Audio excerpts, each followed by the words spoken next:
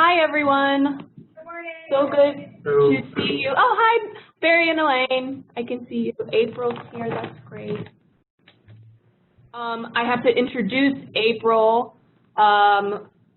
who you can't see, but April is from New Ulm, and she is going to be joining us on the project because Chris is actually leaving New Ulm and moving to Oregon. Oh. Yes, to help start up a library there. So, but she's going to still help out teaching classes, and April's going to help with on-the-ground stuff. So welcome, April. Hi, Mary. Mary. All right. Okay, great. So today,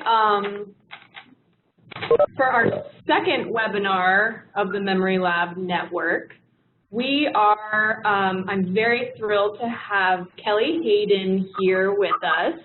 And Kelly is an audiovisual archivist from NYU's Libraries, Special Collections Department. Kelly also has worked at BayVac, which is out in San Francisco, the Bay Area Video Coalition. And she went to NYU's Moving Image Archiving and Preservation Program.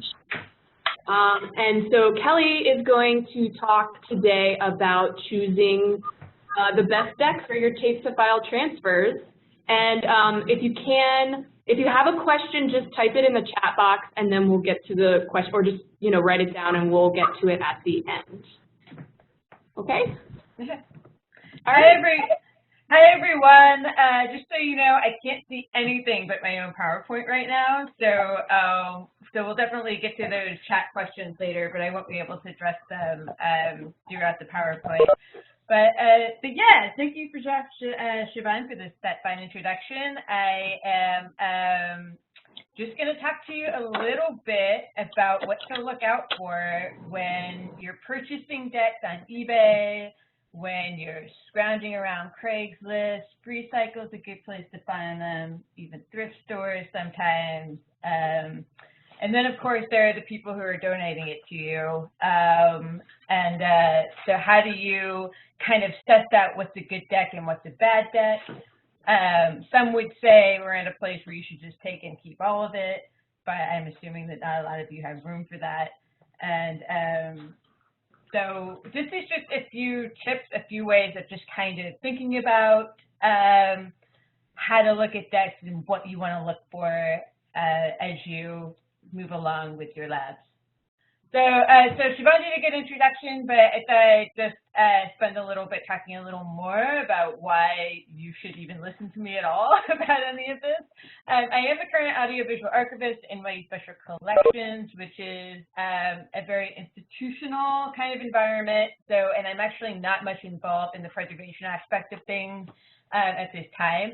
However, up until about a year ago, I was the preservation manager at Bay Area Video Coalition, which is a underfunded nonprofit institution that nevertheless did a lot of video transfers for institutions and at the preservation level. So we were like just burning through those decks. And we had a few people who we could rely on to fix it, but we definitely didn't have those tech skills coming out of archive school. And so we had to rely on their expertise, and we also had to figure out, had to like find decks, not only just good decks that are good for transfers, but also decks that are good for like mining parts. So even if we have a VHS deck, it's an SVO 5800, which is kind of like a really great professional deck, we might buy one on eBay that doesn't work, but it looks like it has a lot of good parts. So so that's the kind of thing you might want to be thinking about as well. I just wanted to mention that my favorite deck is half-inch open reel video, and that's the picture, and that was our specialty at BayVac, and that's the picture of me like blowing out one of our donated decks on the rooftop there. That deck was donated by Lisa Nelson, who's like a contact improvisational dancer who was also took a lot of video in the 70s, and she donated that deck to us, and it turned out a mouse lived in there for quite a while. And it smelled terrible, and there was a lot of like, feces walking around. So we had to clean that up pretty well. One of the things I've learned is Betamax is terrible. Maybe you know about Betamax. I'm not sure how old people are here, but it was a competitor to VHS back in the day, and Sony just kept changing the formula, kept trying to compete with VHS, kept changing the formula, changing the resolution, and it's just a really, really difficult tape to transfer now because there's so many different kinds of decks that you might need to transfer it. So I definitely learned to hate Betamax with a passion, not to be confused with Betacam, which is great. I also believe you can only learn something that works by breaking it. So the most important part of any kind of video preservation project is to just get in there and not be afraid of it. And you might break it, but then again, maybe you won't break the next one. So I've definitely broken everything. And I do not have a technical background at all, but working at Bayback, it's kind of trial by fire, and maybe you've had some experience with this yourself. So the first thing I just kind of want to talk to you is professional versus consumer decks. And I'm specifically just looking at the formats listed below, the ones that are probably most likely to show up in your library: VHS, SVHS, audio cassette, DAT tape, high 8mm, and mini DV. And also, yes, I will talk a little bit about terrible Betamax. So professional decks, now it's kind of a lot of it's very intuitive. They tend to be very expensive. They're well made. They're designed to last long. They're designed to sit in one location and just be, like playback tapes. They're often donated to public institutions by TV studios and post-production houses. Bayback, when I worked there, relied heavily on local community television stations and public access stations and post-production stations. We worked with them a lot on getting different decks. Sony is the most common brand of a lot of professional decks. However you feel about Sony now and their current products, they definitely did make the highest quality analog playback equipment. There's also JVC, Panasonic, and Ampex, and any of these brands can have good decks and they can have bad decks, but these are kind of like the ones you want to look out for. Professional decks, they do tend to have the best picture quality. They're ideal decks for transferring if you have access to them. They have better signal to noise ratio, and what that kind of means in a very, very basic way is that there's just a less electrical interference that happens when you're transferring a tape. They do not play, particularly VHS, but they generally do not play extended recording modes. And this can be kind of important, especially if you're working with a community. If you get a professional VHS deck, it's not going to play a tape that is one of those tapes that has 8 hours of television, recorded onto it. They're only going to play slow play recording modes. It's also professional decks, especially from Sony, JVC, and Panasonic, and Ampex, tend to have service manuals widely available, relatively speaking. And you can find these service manuals on a lot of open source platforms. You can find some of them at archive, and sometimes they're only available on a platform that is like a for-profit, servicemanuals.com, which I think is actually a thing. But the great thing about that is that we often talk about in the field, oh God, all these old guys are dying and we'll never be able to fix these decks. But the truth of the matter is that these electronics and the circuit boards and all of that is nothing new or necessarily particular to a deck. I mean, the alignment of the deck and how it aligns tape is definitely something that is not common knowledge, but I personally don't believe that it's not something a technician can figure out with the right service manual. So that's why service manuals and like those exploded diagrams are just very important to keep around, because even if we don't have the guys, the old Sony guys, the old Memorex guys around to fix things, somebody else might be able to fix it with the right manual. There is no professional Betamax model, to my knowledge. So you would also, if you are transferring Betamax or playing back Betamax tape, you wouldn't be looking at a professional deck. Professional deck also had multiple inputs and outputs. Video might have VNC, RCA, SVA, and coaxial, and audio might have both XLR and quarter-inch and also RCA. So all of that, the more inputs and outputs you have is ideal because that allows you to be more flexible in your setup. So here's a few recommended professional decks, and I imagine I can definitely share this Google Drive slide with you if you want to keep it on hand. But here's just some of the ones that we always looked out for at Bayback. There's the Sony SVO models, the Sony for VHS and SVHS.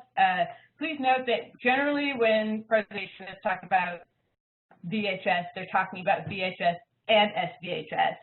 Later decks, almost all later decks made in the late 80s and the 90s will play both, but there are some decks that won't play SVHS. High 8mm, 8mm, Soviet EVO models are great for that.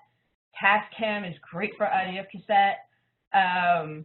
Mini DB, DB cams. Oh, sorry, I didn't actually finish that little line there, but if you can see it on the deck, on the image, it says DSR. So the DSR series of Sony are great for mini DB, and DB cam are also generally share the same deck.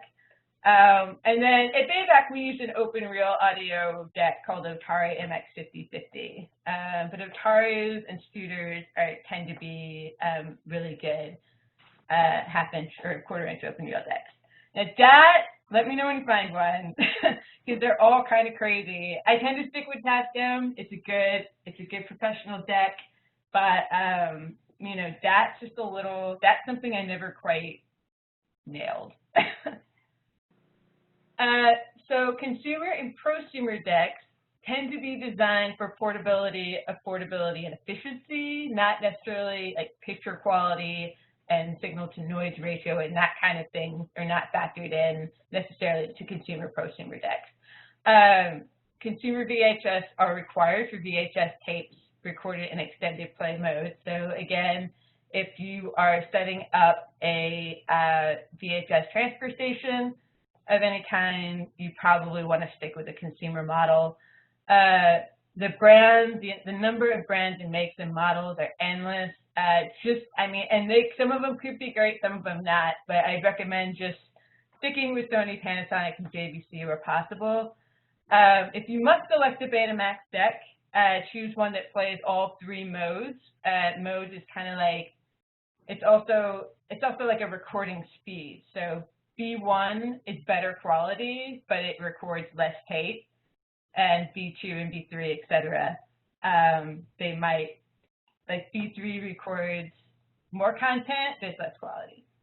Audio cassette decks should recognize the different equalization types, which I won't get into here, but it's just something to think about. So in service manuals, or if you're looking to checking out a deck and trying to vet it online, just check to make sure that it could automatically recognize type 1, type 3, and type 4 equalization modes. Here's some recommended consumer decks. Digital 8 is a prosumer deck, and it's great for playing digital 8 tapes. It does also play high 8 and 8mm, so if you want this deck to just play back all three of those, that's great. It's a good idea to have several different high 8 decks laying around. High 8 is a tape that is rapidly deteriorating, probably faster than any of the other magnetic tape formats. So it's definitely good to have several different models around. We like Panasonic's AG5710 for an EV playback, for an EP mode extended playback deck. So those are fairly easy to find online. So just some other tips and that I was kind of thinking of and to throw together. You'll definitely want to kind of do a little internet research and figure out on these different models that you are looking at. If they're made before the late 80s, that shouldn't be necessary. I mean, Betamax ended production in like 2015. So the decks have been being made in the late 80s and the 90s. So for most of the tapes we're talking about now, there shouldn't be a reason to pick like a VHS deck from 85. There shouldn't be that reason at all. So you want to select decks with hi-fi playback capabilities, and the professional decks for Hi8 and VHS definitely do. But it's also something to think about. Hi-fi was just a different way of recording audio, and you don't have to capture audio in hi-fi, but you might want to. Choose a backward compatible deck, and maybe you've already learned what that means, but basically you want a deck that can play as many formats as possible. So like a Hi8, like there's 8mm was the first sort of Hi8 tape, 8mm, and then Hi8, and then digital 8. So might want a deck that can play all three of those formats, or at least two. Same thing with mini DV tape, like DV cam and mini DV tape. You want a deck that can play both of those. So you just want like the one that's farthest down the evolution. A digital beta cam deck is really best, which we're not really talking about because it's a professional format, but that's the best deck because it can play all the beta cam formats. And it's just, in the long term, it's just more cost effective.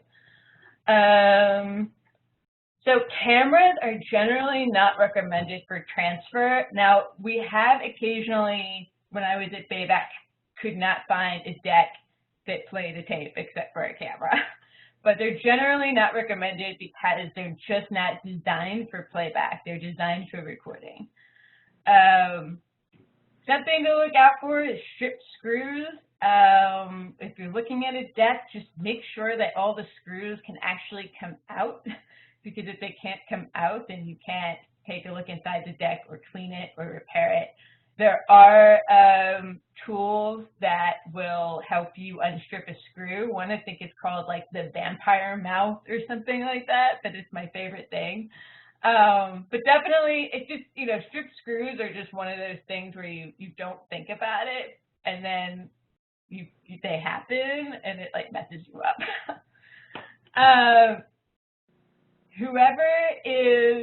Whoever you're getting this deck from, ask questions about storage. It's the same thing with all other materials that we're trying to store. Cool, dry place. You want to avoid decks that have been stored outside, or in like a storage or a barn or an outdoor storage space or the basement. You definitely want to avoid all of that. Decks can get water damage, they can get mold, they can get all kinds of things. So when possible, definitely open the deck up. Hopefully there are not stripped screws. And inspect the components for water damage and loose connectors, mold, and pest. Water damage is pretty apparent. It just looks like, it looks like when on the drum of the VHS deck, like dried water spots like they do on the window. So definitely look out for that. Check that all the buttons are there and you can push them and they don't stick. Check that the tracking wheel is there and works. And just because it happened recently to a friend of mine, if you put a tape in a deck and you play it and it's all snowy, before you toss out the deck, make sure you check the tracking wheel because it's very possible it just needs a slight tracking adjustment, and that is fun. And that's fun. Whoever is donating the equipment or selling you the equipment, request equipment manuals, ask them if they have equipment manuals, try to keep them around, and keep in mind, decks can be mined for parts. So don't necessarily dismiss something outright because, especially if it's a model you really like and you already have, you still might want to purchase it just to have it around in case you need the parts for it. The other thing I highly recommend is, as you go on your journey, is to keep an equipment inventory. You don't want to have this problem where you get a deck and you test it, and it might need a little repair, and then you put it back on the shelf, and then a year later, everybody's like, what's going on with the deck? And you're like, I don't know. So you test it, it needs a little repair, and then it goes back on the, you just don't want, you want to document the condition so that you guys aren't like pulling out a deck once a year and then not remembering what happened the previous year. So we barcoded things at Bayback, and yes? No, that's all right. Everybody okay? Sure. So I just have one more slide left. The bottom line is, select decks that come from professional environments that are used by for preservation vendors. Their equipment lists are often available on the vendor website. So if you go on George Blood's website, I think if you go on Standby's website, or you can just email those guys, I'm sure they'll be glad to tell you what kind of equipment that they use. Do not have stripped screws or missing components. Are backwards compatible and can play back more than one format where applicable. They have more than one connector option. They come with equipment manuals or service manuals. And I didn't talk about this much before, but you want to, decks are very heavy, especially the professional decks, and you want to make sure they can be transferred to the library and within libraries safely and won't pack. So you want to make sure you have the right table to support a 40-pound deck. You want to make sure that when it's being shipped from the donor, it's well packed, especially some of those consumer decks, they jiggle and things get out of whack very easily. So definitely be rigorous in how you're moving things around. And then that's kind of all I had today. I just wanted to show you another fun dress, VHS dress made by Aaron Reel, who's a designer. And so that's pretty brief, I think. I just kind of wanted to, I guess, open it up for questions. Let's see if I can figure out how to use this. Oh, look, there's people there. It's the first time I'm seeing everybody. Awesome. Thank you so much, Kelly. That was amazing and totally what we need. Okay. Yeah. And also, I want those dresses really badly. I think they're really hot, though. But so yeah. Can you see me? I can't. Is your screen sharing still on? Maybe if you go to Quick Start and you stop sharing your screen, maybe. Quick Start. That's that little thing up in the top. Okay. And then there's like a little camera button that you can push that'll make your camera go as well. Audio. Everybody just hang tight. We'll figure it out. If you guys want to start out. Okay. All right, so something happened.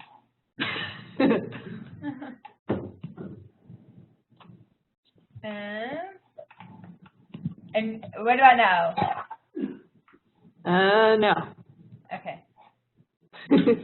So does anybody have any questions? We can start. We had one question. There was some confusion about which your 8mm.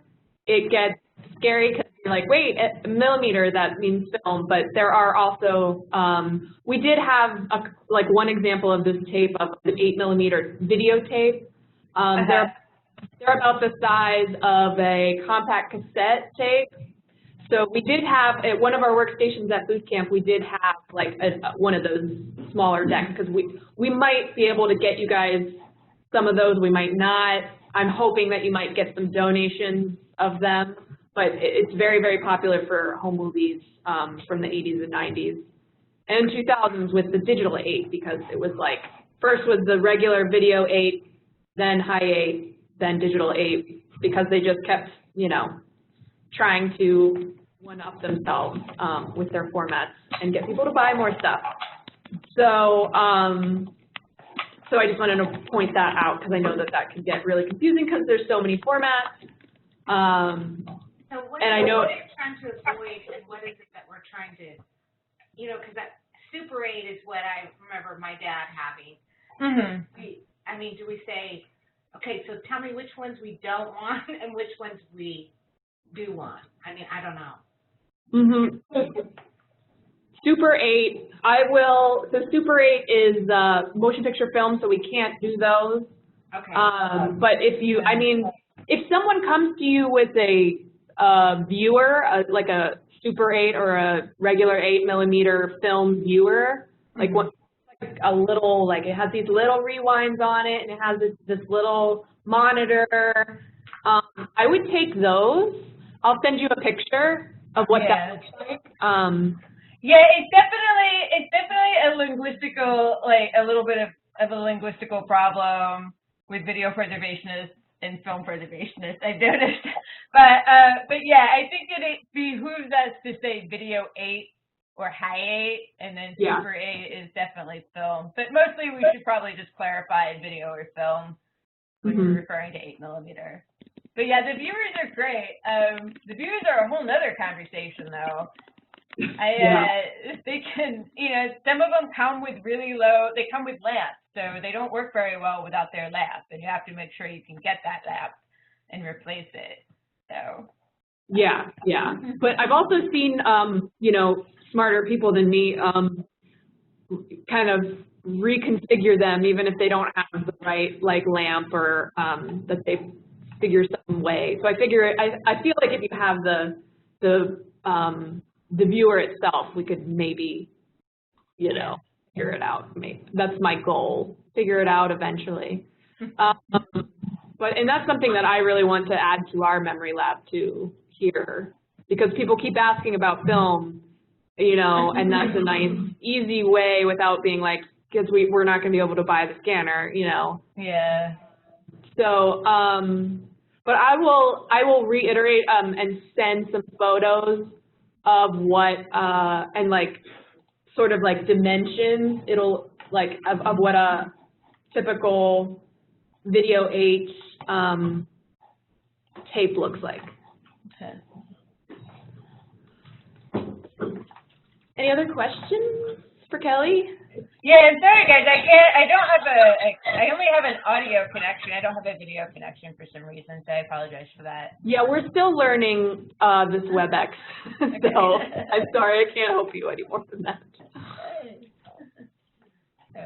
So I'm going to look in the chat if anybody can't talk or don't feel like they're, ooh, something's happening, Kelly. No. Oh, wait. Sorry. Yay! Oh, yay! Hi, everybody. Oh, you're there. Oh, cool. Yay. Okay. Yep. Okay. So yeah, does that make sense, or is there anything that seems like weird or unclear or confusing?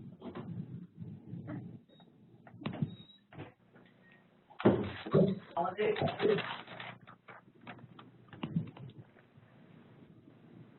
I think it'll make more sense when we have it in front of us fighting it. Okay. Just a lot. Yeah. Yeah. And we're going to give you guys this PowerPoint. So like, and especially the last slide of Kelly's, well, the second to last slide, technically, where it has the basics, that can be your checklist, that once you start getting stuff in, which I know everyone is at like varying levels of that, of that process, then you can be like, oh yeah, I remember she said to look for water damage, to look for pests, to look for, so that can be like a nice checklist as you go. And then you'll start seeing things like, the model number on it and Sony and whatnot, and then you'll be like, okay, cool, then I'm gonna, I can look this model up and whatever. Yeah. Well, can I ask a question? Of course. So I was just curious, like, what is, in this particular area, sorry, is everything okay? Oh, yeah. All right. Sorry. What has the partners or some of the members here has been their experience with decks? I mean, are people just like flooding you with like, please take my deck, I can't stand it anymore? Or are you actually going out and searching, trying to find decks, or are you like what's kind of going on with people and decks, I guess? This is my question. Yeah, I think that's a great question because there's 7 different libraries and everyone has a different experience. And I know New Ulm has, which I'm not sure that they can chat, they're here, but I know that New Ulm has gotten tons of stuff, but they also have, they're a library that has a local TV station like in the library, so. Okay. And Mary says, let me see my chat, Mary says, that they're trying to find decks. They only got 2 consumer decks so far. Also, a few other folks have said that they have stuff.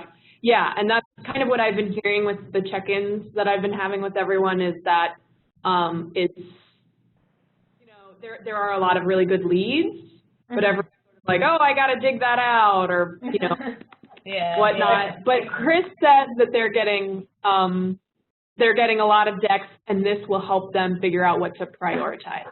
So that's Chris got Betamax. Yeah.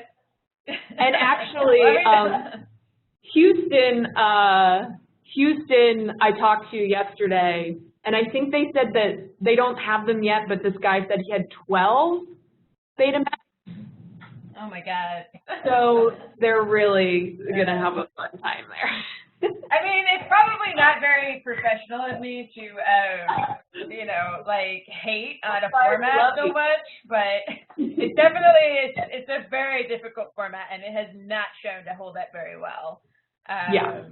So, but I mean, you know, I don't want to discourage anyone. I would suggest, if where possible, you might want to go to a vendor because it can get very hairy trying to digitize that. But yeah, and that's really the main thing is that we want this to be sustainable. You know, we want it to be accessible as much as possible for a lot of the staff members who are going to be troubleshooting the Memory Lab as patrons come in and out.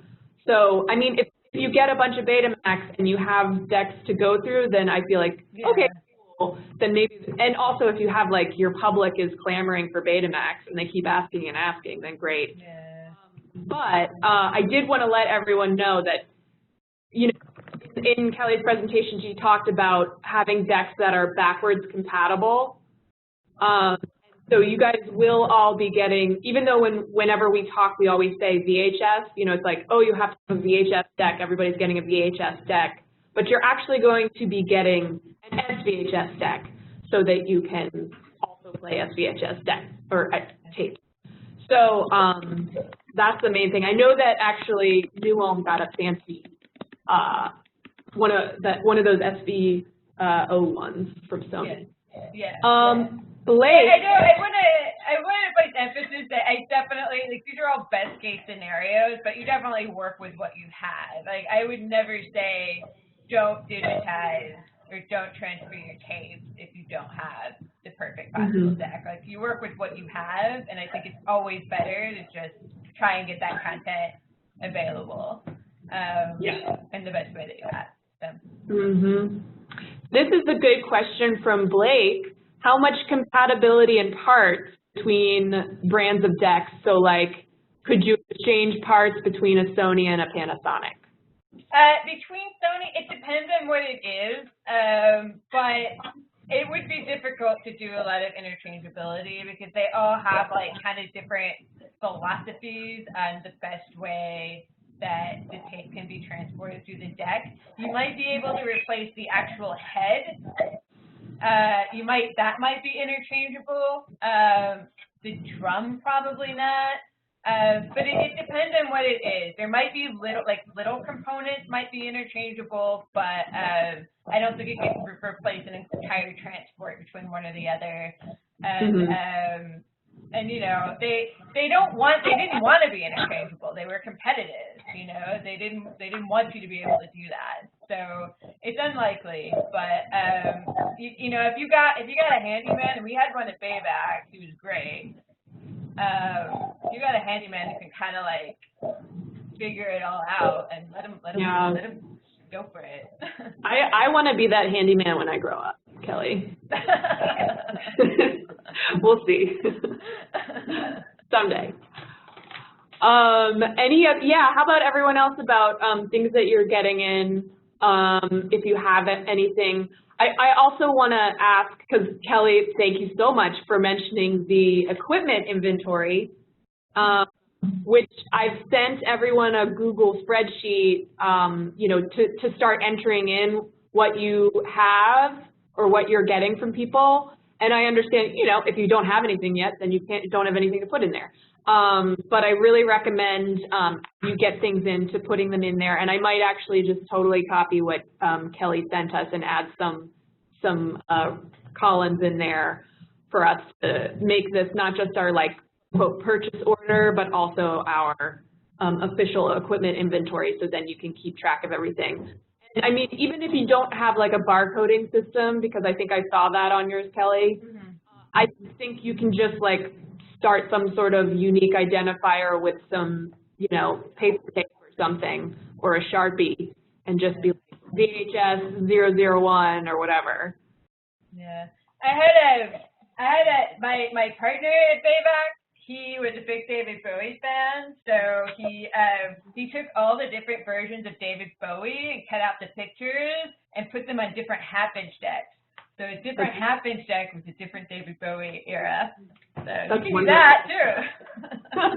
That is wonderful. Yes, or name them. Yeah, name them something.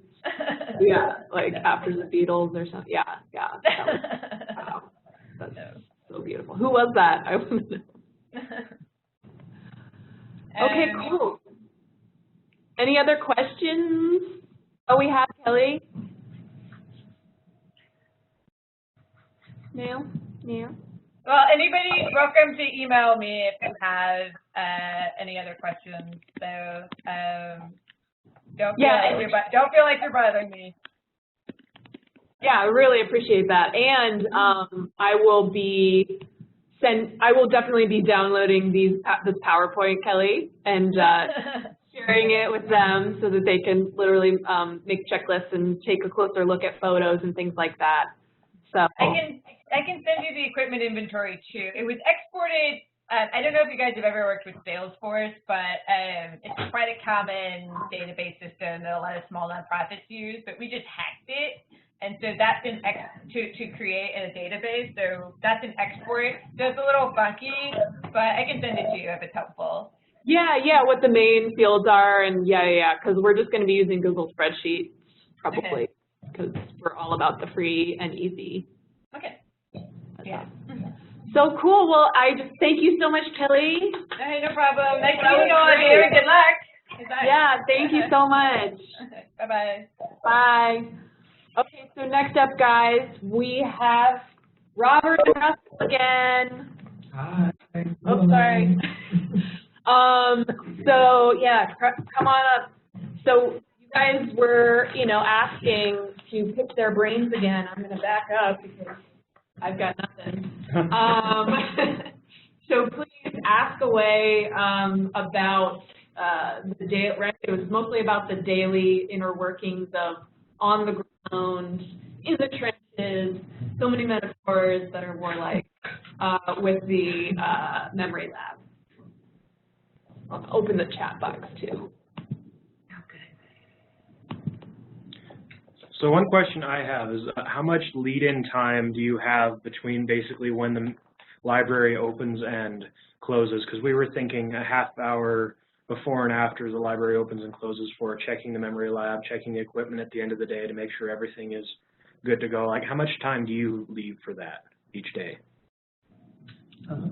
Yeah, it's pretty much a half hour. Our appointments, so the library opens at 9:30. Our appointments start, or our first slot is 10. And likewise, the last appointment ends at about 8:30, and the library closes at 9. Okay. Half an hour is a good window. And there's also usually about a half hour in between appointments as well. Yeah. Okay.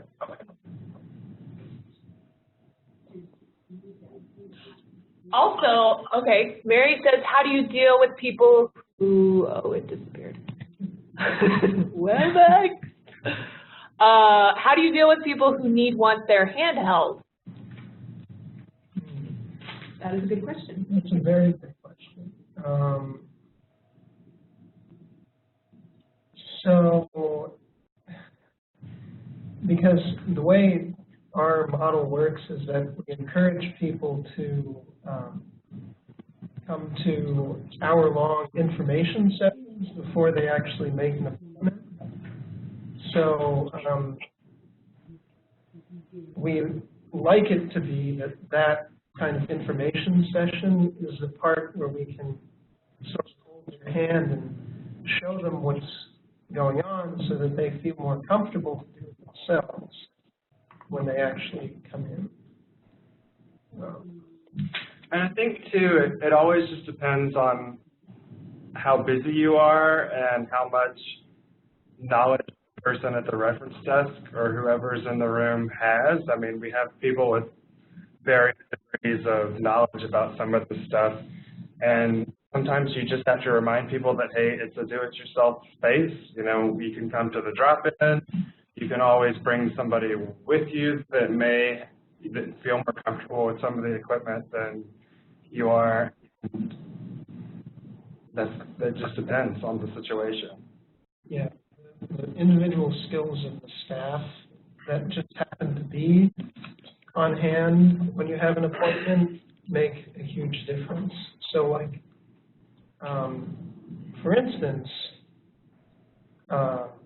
we don't have appointments on Fridays because, in part, because that's one of the days that I don't work.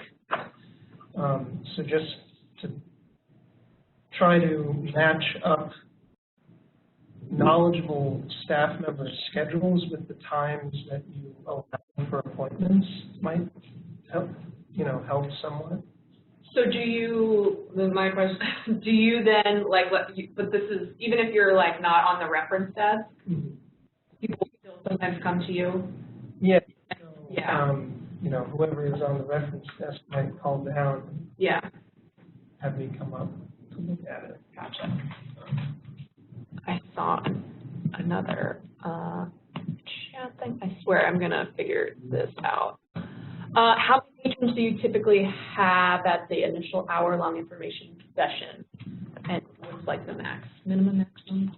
The maximum is 4 people, but that's just because the space is very small. If it were in a larger space, you could do it with a few more people. I actually like it when it's fewer than 4 people because you can give a little more one-on-one help. And it's usually 2 people is about what we get each time.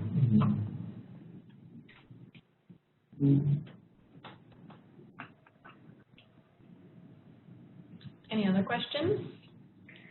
Well, I'm looking to put out a survey. Is somebody else talking to? Okay.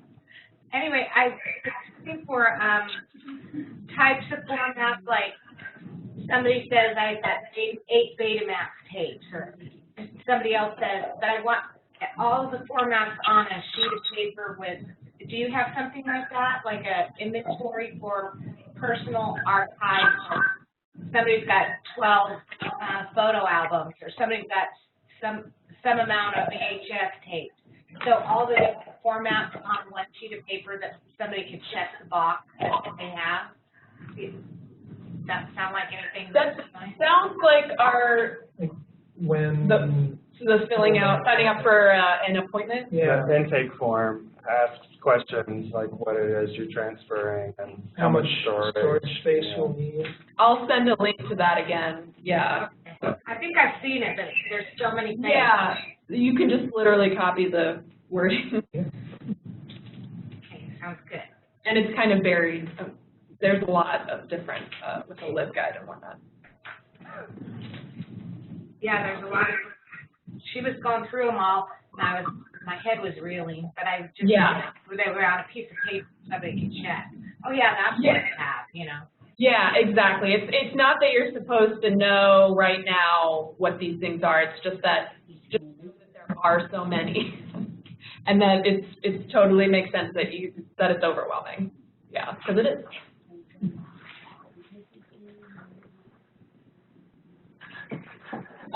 Any other questions? Russell and Robert here.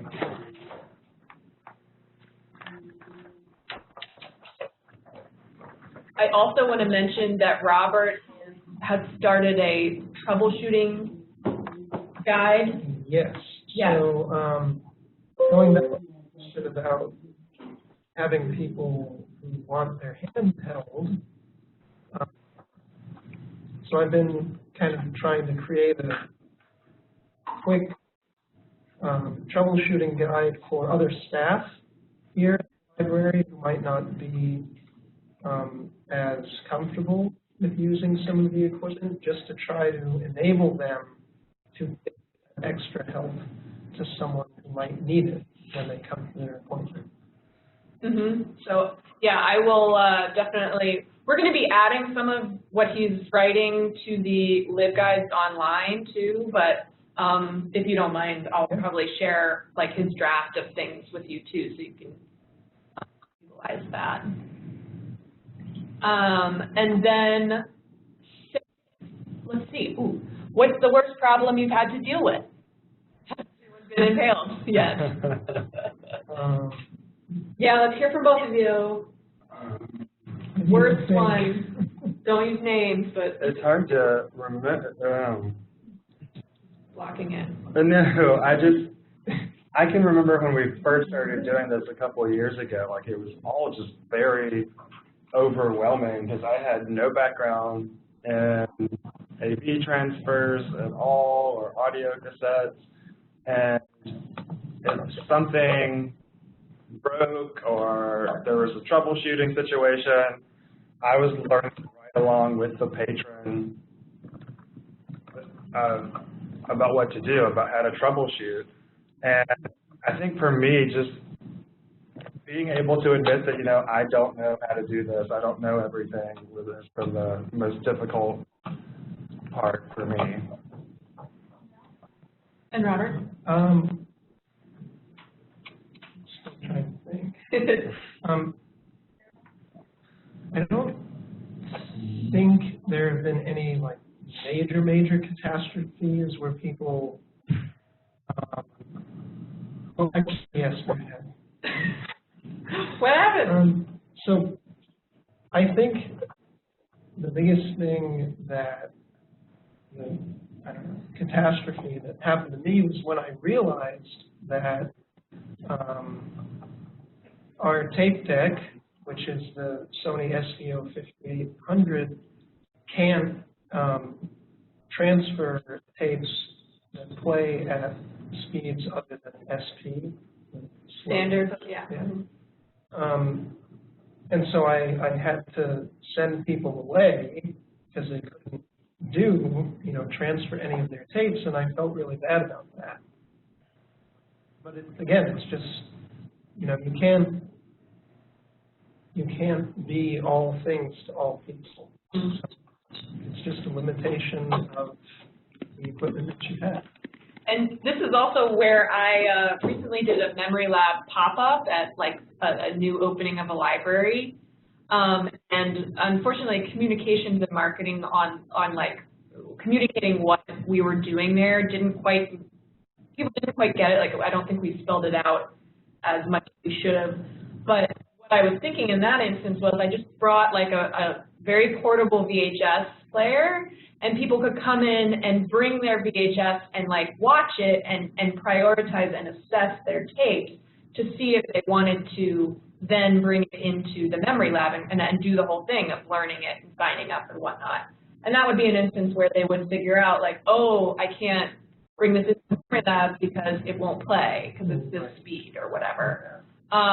That's something to think about too, is maybe having assessment times. I don't know, it's not something that we've done, but it could be like, just times where they could bring in their, maybe that's the orientation or, the drop-ins. just to make sure that they can actually use Yeah, the lab to do what they want to do. And then if you have another deck that can play those speeds, because we haven't quite figured out exactly what we're going to be able to purchase for you guys, because it's always just so up in the air since they don't manufacture these decks anymore.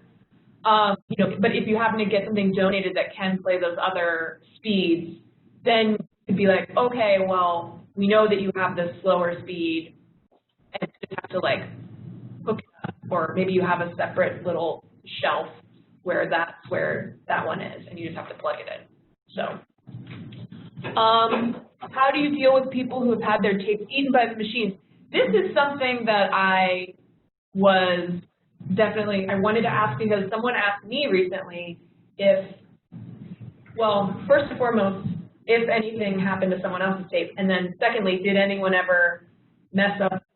tape ever mess up our machine, and what can you do about that?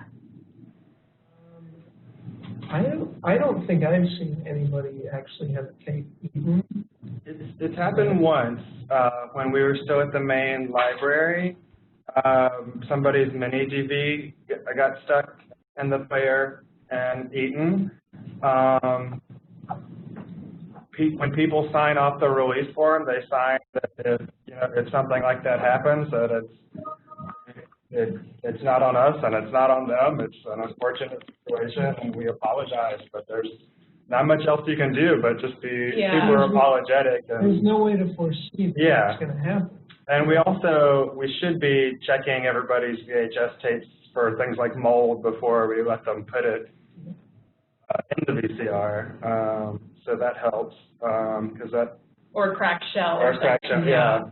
So. But there's some things, like especially with mini CDs that are so small, and there could be something with the tape that it's actually a problem with the tape, and that's why the tape got eaten. Yeah. There was one time where we had someone come in with a VHS-C, the smaller VHS, and the tape was actually already like chewed in half. It looked very strange.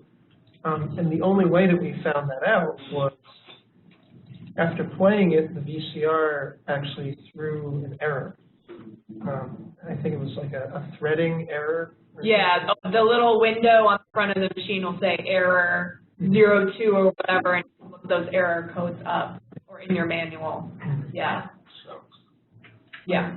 You don't know that until you actually, I mean, I guess we could have looked at it, but, you just expect that you will be able to play it. So you don't find out about a lot of these problems until you actually play it, unfortunately. Right. So. But the majority of the times, it works fine, and things work. Yeah. Viruses. Has anyone brought any viruses in on the computer? Not to my knowledge. Not to my knowledge. Our computers have deep freeze on them. So everything gets wiped at the end of the day, and I think we go in and delete everything that anybody might save that has gotten stuck on there. But I don't think we've had any viruses yet. Yeah. Knock on wood.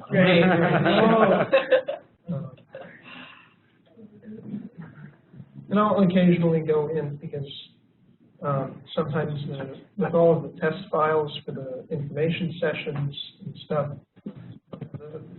the files that you save on the desktop just for the information session, and then we pile up, and they can actually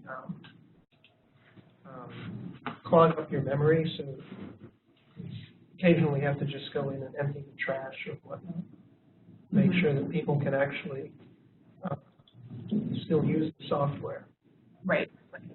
So it doesn't it doesn't clear the trash. Not automatically. Okay. And what operating system? What model PC do you use, and what operating system? It's a Mac. Yeah. El Capitan. Yeah, I don't even know what the latest one is. Is it the latest one? It should be. I feel like Lorena. It's probably time to look and see if it needs to be updated. Yeah. It's at the time. One of the more recent ones. Yeah. Yeah. And that's the thing that so we're getting closer and closer to purchasing.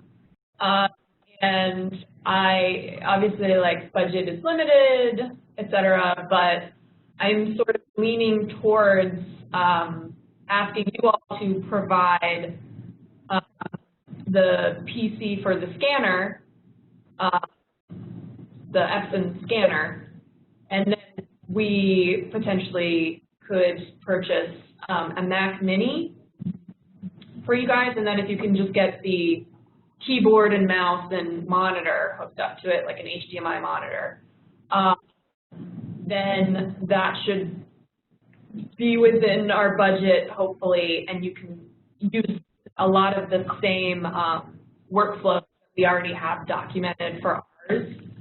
And it's just, most of the good software and AV converters are really rely on Mac. So that's where my thinking is today. We'll see how, but it's actually been, I've been thinking this for like a solid week. So that's pretty, like, practically a commitment. So that's where I'm at now, but wanted to throw that out to you guys. And another thing I wanted to let you know that I forgot to mention during Kelly's talk or afterwards was she mentioned service manuals. So whenever you get your decks from donors and whatever, if you don't find the service manual online for free, I really recommend asking Twitter, the Twitter sphere, or ask me to ask the Twitter sphere, and I bet you will receive, because that's what I did, and it was like in an hour's time I got the manual that I've been searching for months. So that's another tip. And manuals are so great for really learning about your deck. I have saved so much time, and also lost. I've saved so much time by looking at manuals, and then lost so much time by not looking at manuals. Frustrating. Any other questions?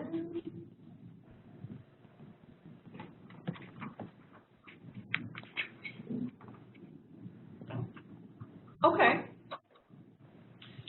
Well, awesome. Thank you both so much. I'm trying to think, actually, you know what? We still have time, so I might just hear you. Didn't you do an event recently with the Memory Lab? Yeah, we partnered with our Special Collections Department and with the Jewish Genealogical Society, and we did kind of basic digital preservation and physical preservation, and then gave tours of them. And they really liked it so much that they want to donate money to us. So that's there you go. And then, how many hours was that? It was about 2 hours, I think. The presentation part was about an hour, and then the tour part was about an hour. And we also brought in our mini scanners for them to scan a couple of items while they were here, so they enjoyed that. And is the idea that they will then come in and use the Memory Lab for their stuff? Yes. Yeah. Okay, cool. So it's like outreach. Yes. Yeah. Cool. So that's something to think about for future, like, programming. And then also we are having, we just put it on the books, thank you guys, yesterday for August 24th. We're going to do a whole day.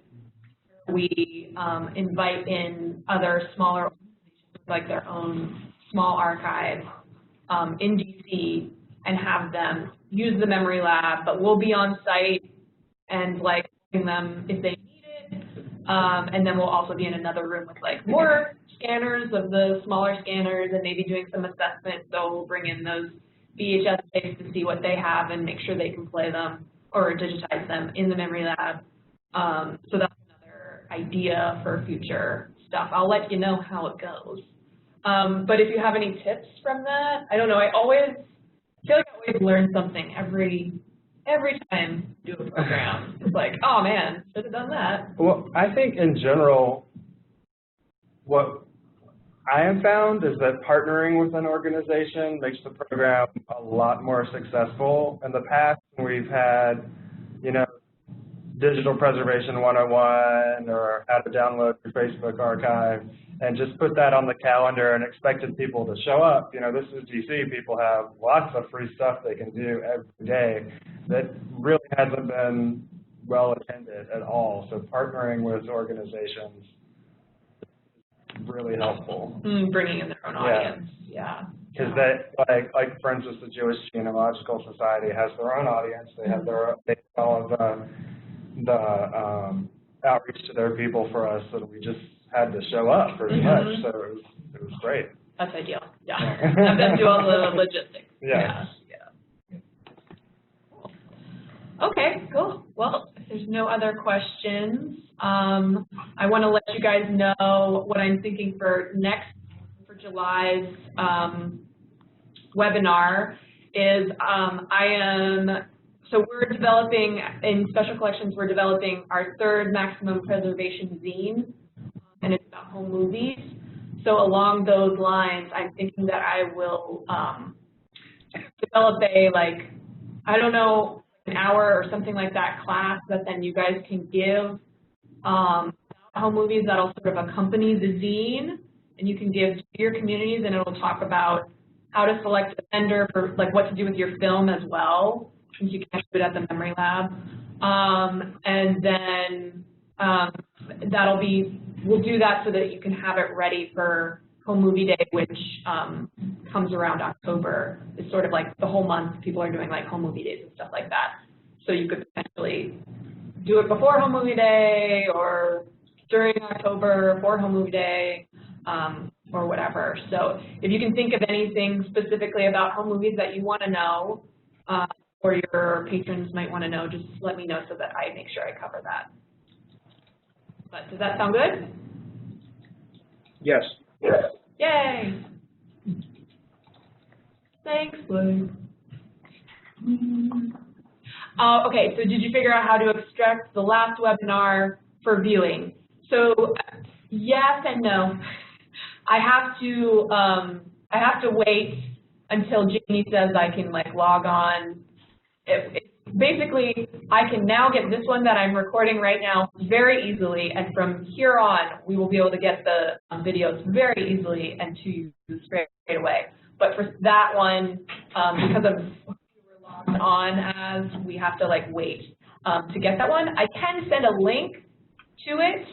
You'll just have to you'll view it in their software. It also says it's 17 hours long because Jamie forgot to hit on stop recording. But that's okay. You can just you just have to wait for it to load. So I'll send you to view it just so that you can have it right away and refresh. Because yeah, you really need that. So okay. All right. Any other questions or needs? I feel like I want to say a few things. So don't forget about your spreadsheets and equipment inventory as you get things in, donate it.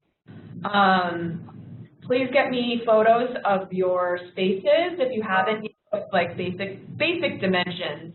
And this is really going to help you guys. I think it's just going to be really great to have, before, during, and after photos of the whole process and the whole building of it, because you guys are going to go out and tell the world all those wonderful things that you did and learned.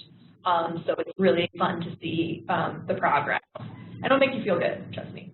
Yeah, and then other than that, prepare your first classes, and I will be contacting you soon about what we will be producing.